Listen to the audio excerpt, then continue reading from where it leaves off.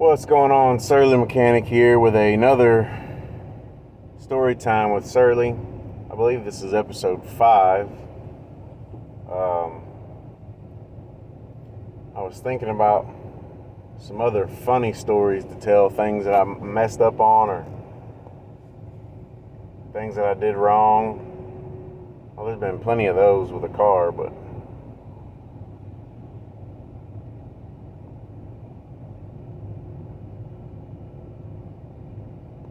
so in my current position, my current job, I have 5 people that report to me, and a couple of them are pretty young guys. I'm talking like 19, 20.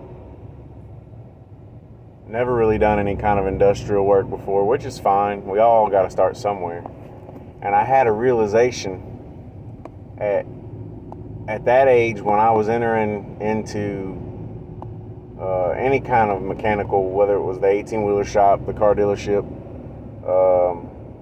or working for, an industrial repair company, typically the older guys would all show us how to do whatever it was we were doing a couple of times to make sure you kind of got the gist of it. But usually they'd let you suffer through a little bit. And that doesn't necessarily mean that they're bad or I'm bad or nothing. But I realized that I learned better by kind of being flung out there on my own.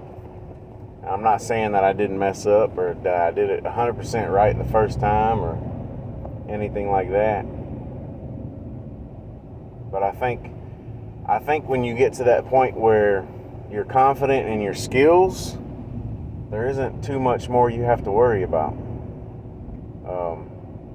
I remember a point where I was working for a company back in 2006 or so, where it was, can you weld? Well, and I understood the premise and the principle, but I didn't understand application. Oh, yeah, I can weld, no problem. I couldn't weld to save my life. Wasn't happening. Well, I told them that I could weld when I could not weld, and that just was terrible. It was terrible. And see, the thing about older guys who came up in the 80s and 90s, and the guys that came up before them in the 70s and the 80s, or the 60s and the 70s, like a lot of those guys, they didn't care about your feelings. And I want everybody to win, but at the same time, if you ain't got it, you ain't got it. If you can't swim, stay out the pool. If you can't stand the heat, stay out the kitchen. And some people just don't know when they don't got it. And sometimes they got to be told, you ain't got it.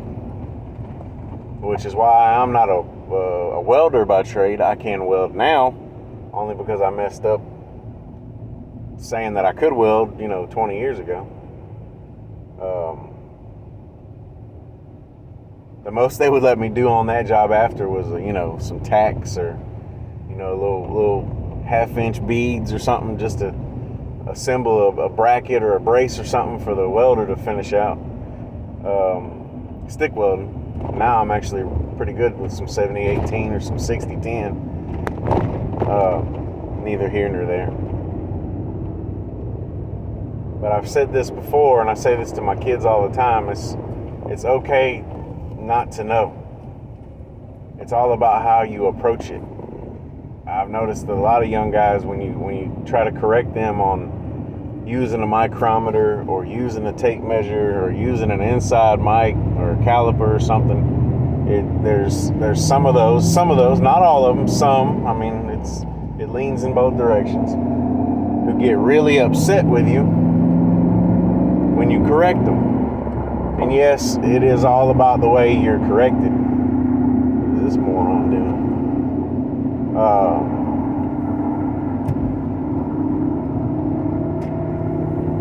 It is all about the way you're corrected, which is why I don't have any complaints from anybody about how I manage things. You need to take a break, go take you a break. You need to go smoke you a cigarette, go smoke you a cigarette. You need to go get you some water, go get you a water. I'm not going to tell you you can't take a break. What I am going to tell you is don't abuse it, because if I have to be the rude one, I will. I don't want to. As long as we keep up a good work pace and everything gets done like it's supposed to, you're not going to hear anything out of me but a good job. And that's all, and I know everybody's different, but that's all that I worked for was the good job. You know, good job. I mean, granted, yes, pay is important. Don't misconstrue that.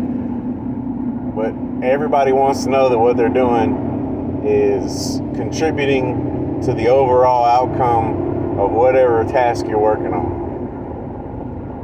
And if you notice, those people that don't contribute anything to the task at hand are always the most miserable people. And that's typically why. They don't know that, or they might not realize that, but that's typically why they're miserable, is because they're not contributing to the overall task at hand.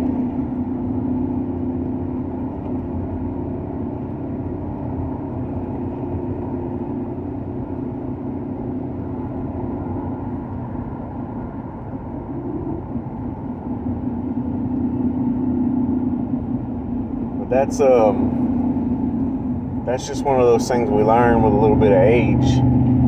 Some of us, not all of us, covering my bases here, because some people just don't learn. Some people don't work well with hand tools, don't work well with precision tools, don't work well on a welding machine. I can do electrical. I'm not going to do electrical. Nope. If it ain't 12 volt, 24 volt, I don't want nothing to do with it. He's got to be on a car. Not that I won't. It's just that I prefer not to.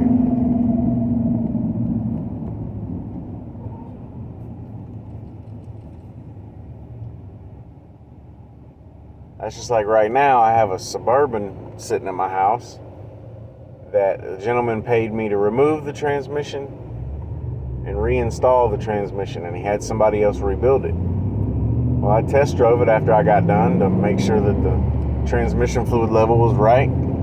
Everything looked good. And I test drove it about 1.5 miles up to the store outside my neighborhood, and 1.5 miles back to the house, and it shifted fine, no problems. Well, he came to pick it up and said, "Oh, hey, it's not shifting right." And I had put a neutral safety switch on it, which has nothing to do with shifting, by the way. That's just for indication purposes so that the vehicle will start. Start in neutral or park, but no other gear. You don't want it starting in gear for obvious reasons. Well, I met him back at my house and was checking it over, and I couldn't see anything. The cable was not adjustable. The neutral safety switch was good.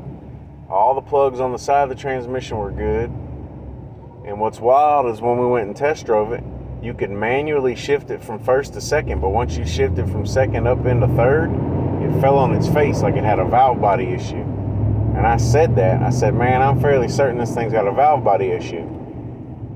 Well, he left it with me an extra day or so, and I checked it over to make sure it wasn't something that I did, making sure that all the plugs going to the transmission or any kind of speed sensor are working fine, and they were. Maybe not working fine, but plugged in. Maybe make sure I didn't leave anything unplugged. Double check the transmission level. Everything was great. No problems. No loose nothing. No broke nothing. And it's just one of those things. Like, I could have easily been like, "Hey, man, sorry, I don't know what to tell you." But that's not what I did, and that's not what I stand for. And even if I would have done something wrong, I would have told him. Case in point, when I was disassembling everything and removing the transmission, I broke the neutral safety switch, which is why I put a brand new neutral safety switch on it. And I did it at no charge to him, because he's not the one that broke it. Now, granted, I probably could have charged him for it, and he could have paid me $60 extra. But I figure $60 extra is worth him coming back, another time and spending $400. That's just me. That's just good business.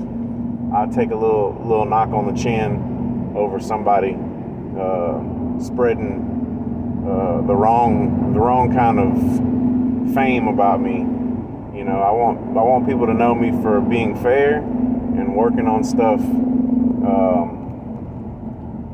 to a point where they're not going to lie to you about anything. I've told people straight up, this thing's worthless. I wouldn't even put the money in it.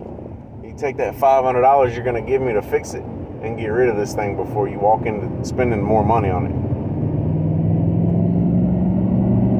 And that is no exaggeration. I have told people this thing is worthless.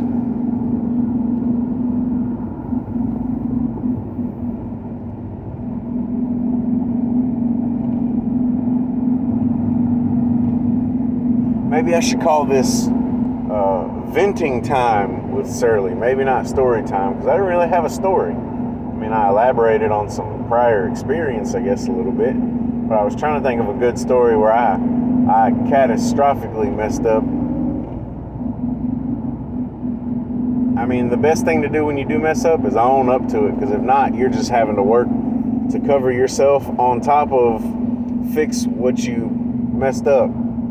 So you're doing like 3 times the work to cover up a fail, when you just accept the fail and move forward, and you'll know next time, hey, I need to go the extra mile and make sure that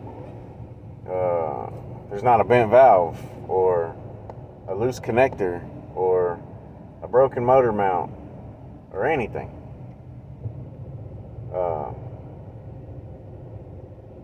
I had a customer come to me one time with a Chrysler Town & Country, which is just terrible in and of itself. My minivan won't start. All right, let's check it out. I get over there to check it out, and I knew right away what was wrong with it.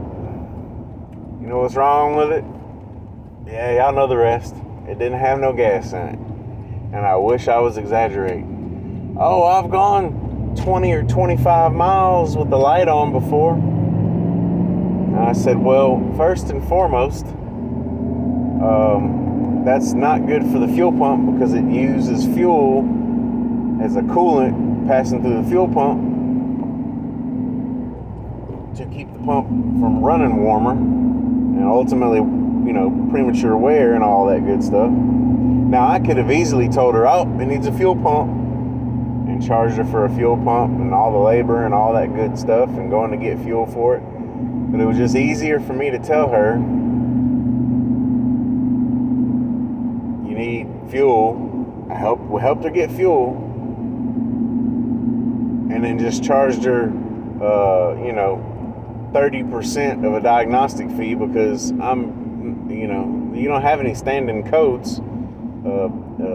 Being out of gas, the only light that's going to trip is the fuel light. That's the only light that sucker's going to trip. But it's just things like that. People do so much sometimes to cover up a lie that you just piling more nonsense on top of the first round of nonsense, when it's easier just to go, yep, I messed up, or yep, here's your problem. I'm not going to add any more to it.